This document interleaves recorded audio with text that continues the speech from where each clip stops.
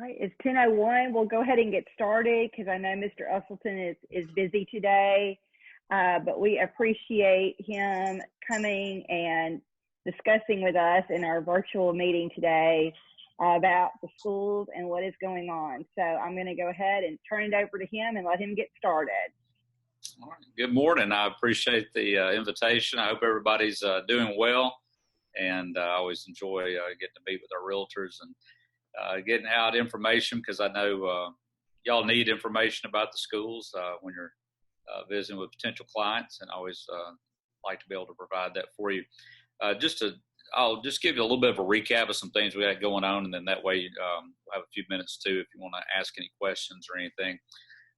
As we were talking about a busy day today, as soon as we get done, I'm going to head out and visit some of our child nutrition workers. I haven't had a chance yet to get out and visit with them at the sites, but as you know, we have been feeding students 3 days a week. This week it'll be 2 days a week because of the holiday yesterday for us. But what we've been doing every Monday, Tuesday, and Thursday is providing lunches and breakfasts for our students. And this is intended for our free and reduced lunch students, but however, any student can pick one up.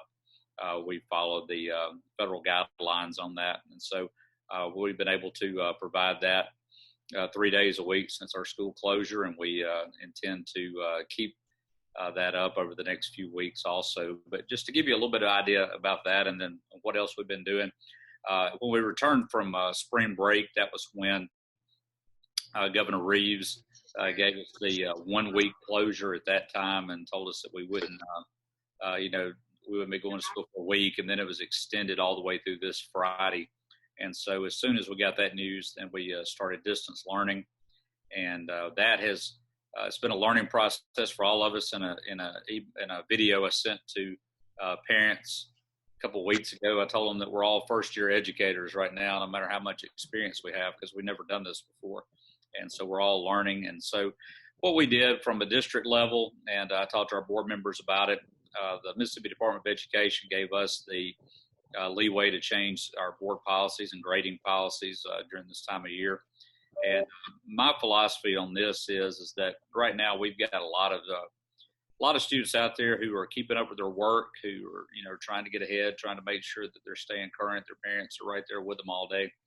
But we also have to be conscious of those students that don't have Wi-Fi access, those students who there may be some health issues in their family right now, those students whose parents may be healthcare workers, and they're gone a lot and they're under a lot of stress. And then when they do get home, it's not like they have time to spend with their child doing homework assignments. So we want to make sure that our students are not penalized during this time. And so we relaxed our grading policy to a certain degree, and we also made it to where our students cannot go backwards as far as grades are concerned. They can only go up.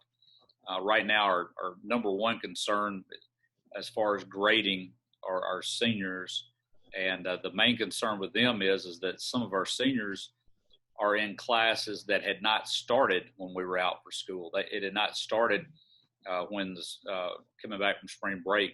Those are called your term 4 classes. We're on a block schedule, and so the half credit courses, and that might be Mississippi Studies, geography, psychology, sociology, classes of that nature. Those are 9 weeks classes. They meet 94 minutes a day for 9 weeks, and students get a half credit. But one of the things that I was concerned about is we had some seniors who were just starting those classes. So they don't have a baseline. They can't say, well, they already had an 80, so they can't go below 80. They've got to get that work done this 9 weeks. And so we've really put an emphasis on making sure that those seniors and those term 4 classes are not getting left behind. And then any of those seniors that were struggling already during the third 9 weeks, making sure that we bring them up. We just don't want any students to be penalized years from now because of this. We want to make sure that we're doing all that we can as adults to be student friendly during this time. And there may be some students, honestly, that they don't put the work in like they should, and that's just part of it. We realize that may happen, but we would rather err on the side of helping our students right now. And take a lot of those things under consideration, like I was talking about earlier with parents who are stressed, parents who are having to work maybe new jobs, healthcare professionals, things of that nature. And we're already, we're looking today, actually, Tate Reeves is supposed to have a press conference to kind of give us some guidance or give everybody guidance on what the next few weeks are going to look like. I don't have any kind of sneak preview. I don't know what's going to be announced today. The state superintendent asked for my input on it. I'm on the Superintendent's Advisory Council for the state. She asked us, should we go back to school on April 20th or cancel school for the rest of the year? My suggestion was that we cancel it through May 1st right now and then just see where we are in a few weeks. Changes nonstop, the national media, the local media, and what we hear. And I would hate for us to put an end to the school year right now just because I feel like our distance learning is working well. And I would hate for, people just to kind of brush it off if they knew we were going to be out for the rest of the year. But at the same time, I think it'd be tough to go back to school anytime soon also. So hopefully they'll take this on about every week to 2 weeks and just monitor the situation from there. But we'll find out more on that today. But we're already making plans for next school year. We realize that when students do return to class, that, let's say they don't go back at all this year, or even if they did go back for a week or two, we would still be needing a lot of remediation when we get back to school in the fall, because we'll need to teach our students in the first month or so next year as if we were still in the last 9 weeks, because they're going to be behind. Even students who are keeping up with their assignments, they're still not getting that same type of instruction that they would get on a daily basis in the classroom. And then also the other thing to consider, or the thing that's number one on my list right now, are graduation ceremonies. Graduation ceremonies are so important to our seniors and their families, and my heart's broken for our seniors as far as what that they're not getting to experience all those senior activities, prom and senior breakfast and field days and all the things that go along with being a senior, all those things that we all enjoyed when we went through, and I really hate that. So what we're doing right now is trying to make decisions on the graduation ceremonies. I've got a Zoom meeting just like this one planned for this Friday with the class presidents from each of the high schools. Sent an email to our principals this morning, so I'm going to meet with our senior leaders, one from each high school, this Friday, just to get their thoughts a little bit and also let them know kind of what my thoughts are as far as moving forward. Right now, our graduations are scheduled to start in just a few weeks. I believe May 18th is the first graduation ceremony. Of course, we have 8 of those each year. Will we start on May 18th? I have no idea at this point. It's just too early to guess what it would be, but also it's too early to guess what a graduation ceremony would look like right now, because until we get more guidance on city ordinances, county ordinances, CDC, the Mississippi State Department of Health, the governor, the president, what type of guidance they're giving, I don't know what type of large crowds we could have in place.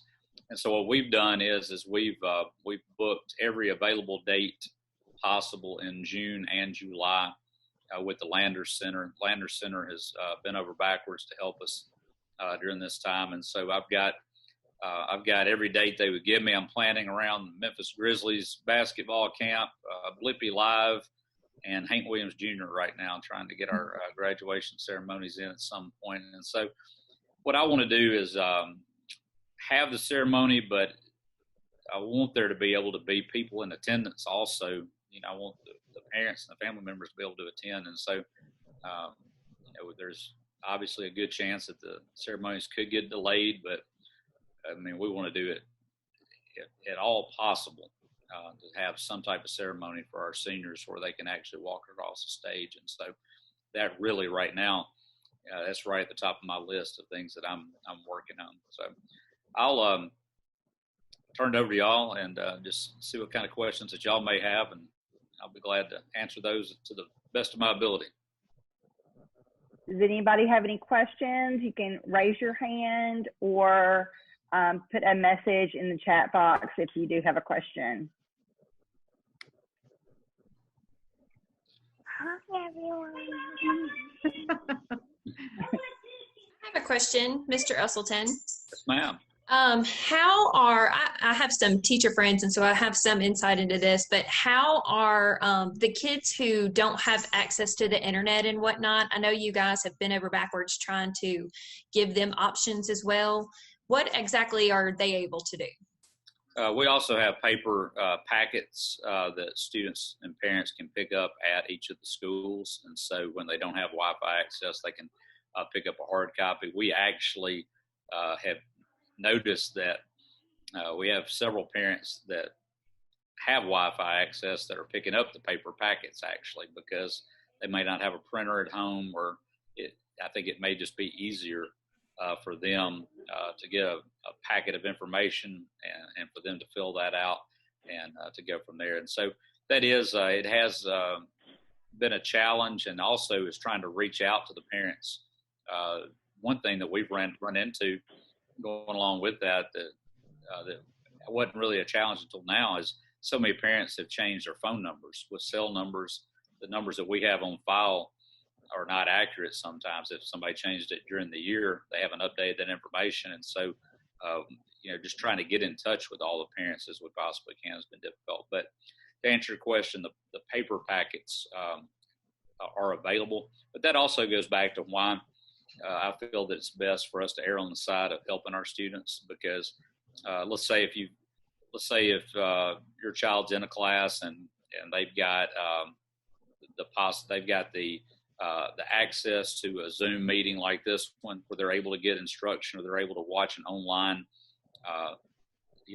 math lesson, whereas a student who's getting the paper packets doesn't have access to that. We don't want the one who doesn't have access to be penalized. I got a question over there. Any discussion of adjusting the calendar to accommodate it? No, nothing as far as to accommodate the remedial teaching. It would just be, to where we try to bring everybody up to pace at the beginning, and then from there, kind of go into the school year, where we would have. It'd be more like the rest of the school year. I guess the way to say it is it'd be more streamlined, in that, just hitting make sure that the teachers would understand that for the rest of the year, whereas they might have normally 36 weeks to teach information, they're going to have to condense what they would normally teach in that 36 weeks into 32, and then maybe use that first 4 weeks to get some students caught up. I will say that, and one of the reasons why too, as far as adjusting the school calendar, we would have to have additional state funding to do that. Now, I have not heard anything from the state level. Obviously, if they were willing to fund us for that, then obviously we would want to take advantage of that. But the reason I say that is because teachers are under contract on a per day basis. They're under contract for 187 days. And because of that, let's say, for instance, if we started the school year doing remediation, we said, well, we want to extend the school year. We'd need additional state funding in order to do that. So whatever we do, we've got to do it within the 187-day window that the teachers are under contract. Also, along those lines, there was a discussion that came up in one of my meetings with Superintendent's Advisory Council about extending the school year through the middle of June this year to catch students up. And my response to that is that we'd need the state to fund teacher salaries if that were ever a discussion, because our teachers right now are required to work. They may be working from home each day, and most of them are. Some are working from school from time to time.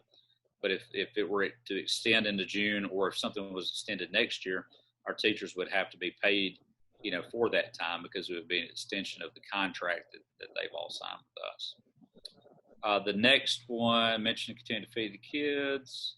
Someone's wanting to give the how could we give? Let me type in an email address.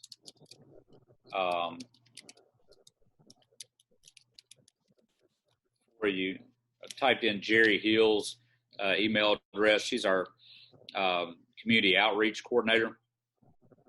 And what she has been doing is partnering with churches and other organizations that have been wanting to help out to do some things as far as giving to the food fund, as far as what we're providing. That's something that's provided through our child nutrition department, so you wouldn't have to worry about that. But what we've got are several organizations that are feeding our students on top of that, and that way they could have meals on the weekends or other times when they had an opportunity to.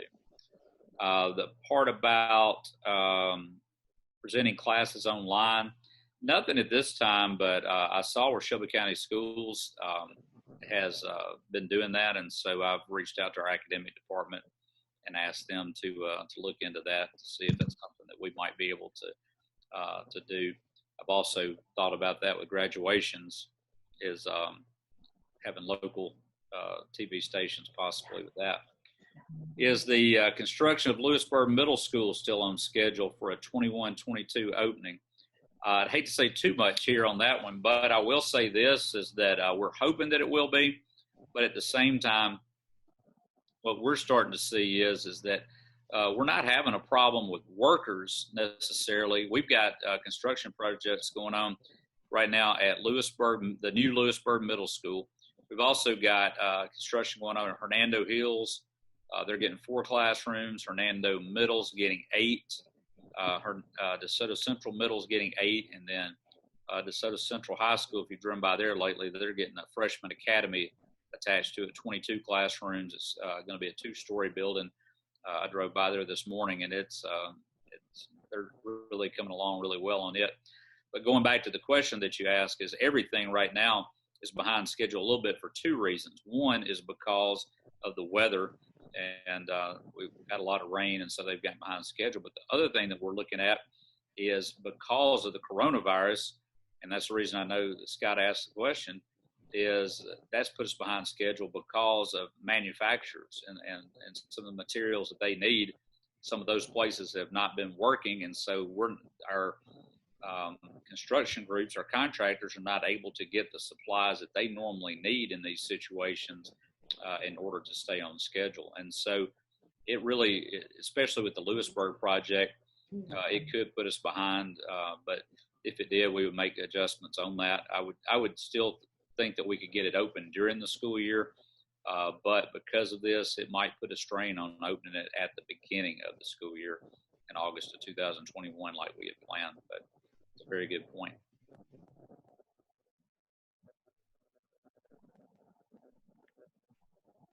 Are there any other questions from anyone? Must have covered everything pretty good then. You were so good. Yeah. I do have a question too. What about the students that had that were failing before spring break? What will happen with those kids? Yeah, that's a good question. When you're in the elementary, middle school grades, what we're trying to do is come to a consensus with the parents as far as what needs to be done. If, for example, if you've got a student, we lowered the passage rate from a 65 to a 60 to give a little more room there to help those students who were on the bubble. Also, and before we get back to that, going back to graduation requirements, our graduation requirements for this year's seniors were 2 credits higher than what was required by the state. So we lowered that down to what the state requires. And so that way, if there was any kind of wiggle room there, that would help us with seniors. But going back to that, if somebody who was close that the teacher and the principal feel like needs to be retained, we are asking the teacher and the principal to get a consensus between them and the parent as far as retaining.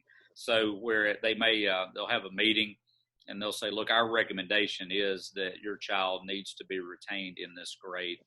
However, we will come to consensus between those 3 parties, the teacher, the principal, and the parent. And so, once again, just trying to help the students and parents that if the parent feels like this was the reason for their setback, then we'll allow them to go on to the next grade. However, we are going to tell them to to strongly encourage the parent that if they are lacking those skills, that they need to repeat, to map that out for them, that they really do need to repeat the grade.